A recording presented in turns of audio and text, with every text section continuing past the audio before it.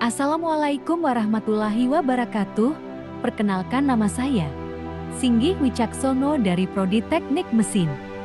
Di sini saya akan mempresentasikan tugas akhir mata kuliah Aswaja dengan judul materi aliran Mu'tazilah dan Wahabi.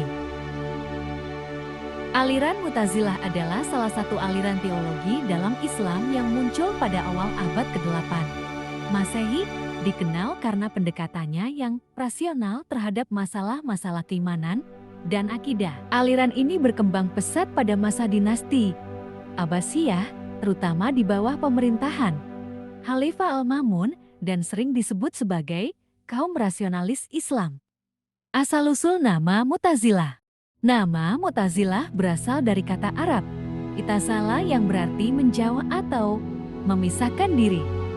Nama ini merujuk pada peristiwa ketika Wasl bin Atta, murid Hasan al-Basri, memisahkan diri dari majelis gurunya karena perbedaan pandangan tentang status pelaku dosa besar. Ia kemudian mengembangkan gagasannya sendiri yang menjadi cikal bakal aliran Mu'tazilah. Pokok-pokok ajaran Mu'tazilah. Mu'tazilah terkenal dengan prinsip utama yang menjadi dasar pemikiran mereka, atau tauhid keesaan Tuhan. Mu'tazilah sangat menekankan kesucian dan kemurnian keesaan Allah.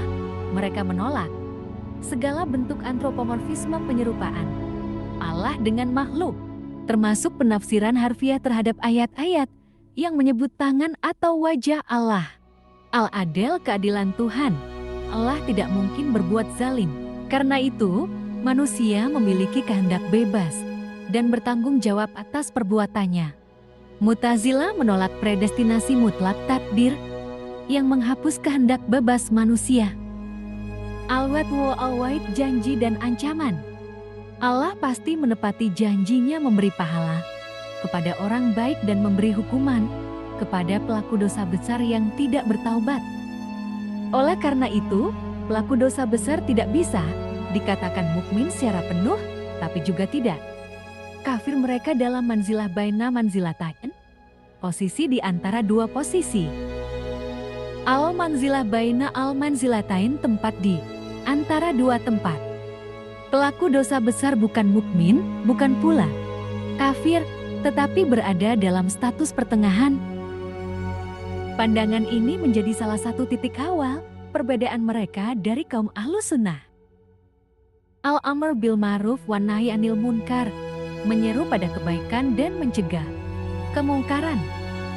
Ini termasuk ajakan untuk menegakkan keadilan sosial, melawan kezaliman, bahkan jika itu berarti melawan penguasa yang zalim. Kritik dan kontroversi. Pertama, kritik dari Asy'ariyah. Asy'ariyah mengkritik Mu'tazilah karena terlalu mengandalkan akal dan rasio dalam memahami ajaran Islam. Mereka percaya bahwa wahyu dan tradisi juga penting dalam memahami Islam. 2. Kritik terhadap pandangan tentang kebebasan manusia. Beberapa ulama mengkritik Mu'tazilah karena pandangan mereka tentang kebebasan manusia yang dianggap terlalu luas.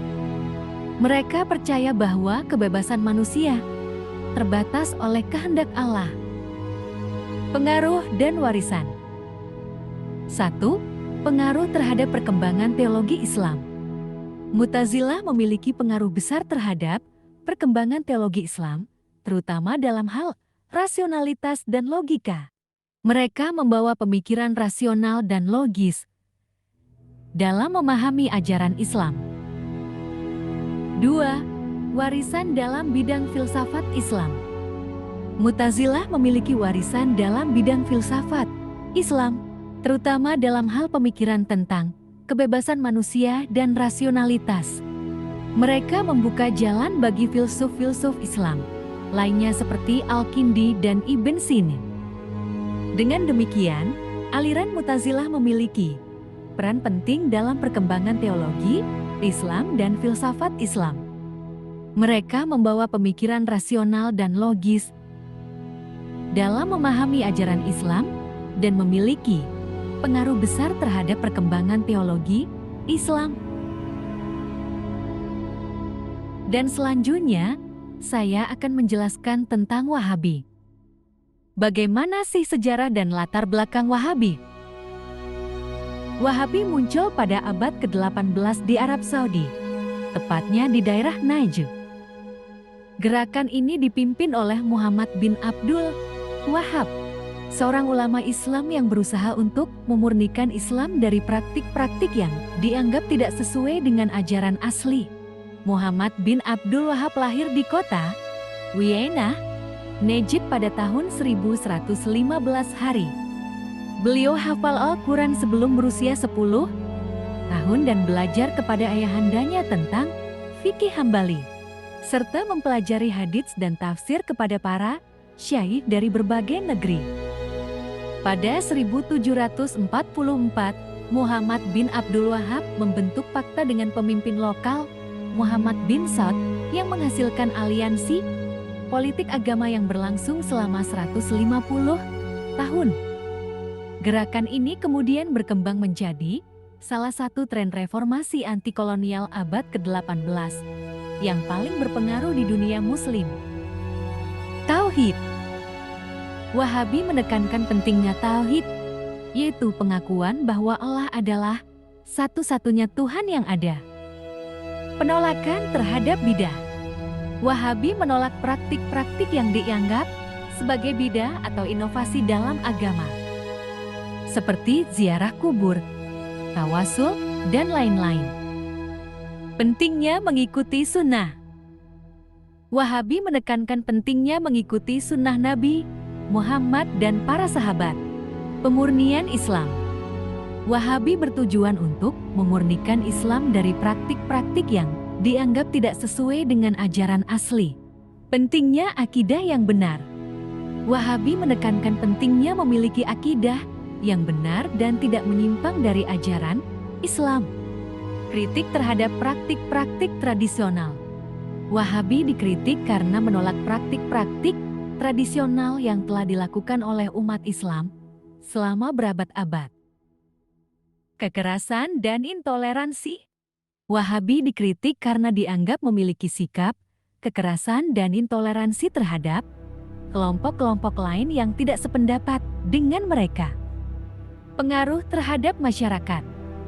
Wahabi dianggap memiliki pengaruh besar terhadap masyarakat, terutama di Arab Saudi dan negara-negara lain yang memiliki hubungan dengan Wahabi. Kritik terhadap sikap ekstrem. Wahabi dikritik karena dianggap memiliki sikap ekstrem dan tidak toleran terhadap perbedaan pendapat. Pengaruh terhadap Arab Saudi. Wahabi memiliki pengaruh besar terhadap Arab Saudi, terutama dalam hal politik dan agama. Pengaruh terhadap dunia Islam. Wahabi memiliki pengaruh besar terhadap dunia Islam, terutama dalam hal pemikiran dan praktik keagamaan.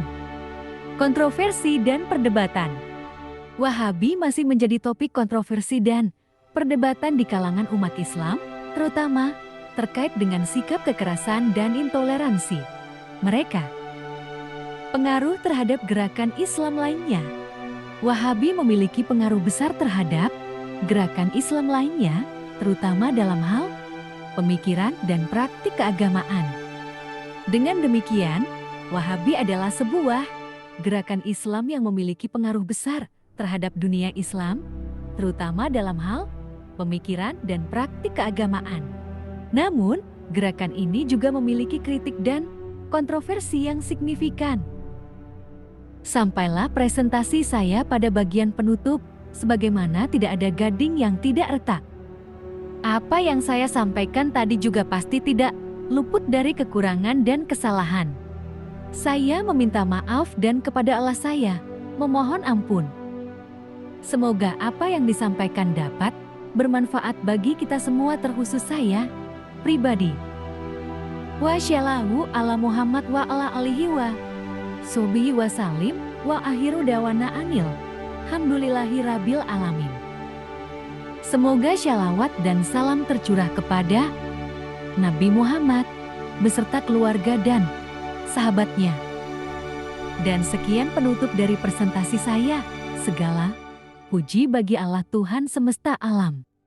Wassalamualaikum warahmatullahi wabarakatuh.